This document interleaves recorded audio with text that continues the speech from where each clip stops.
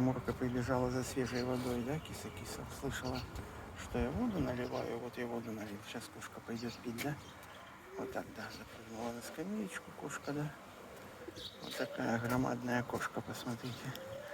Громаднейшая кошка, пьет воду немножко, да. Что любит свежую воду пить первая, то, говорит, потом коты, кошки попьют, слюней понапускает, а так я первая, скажи, свежую воду, как жадно пьет кошка.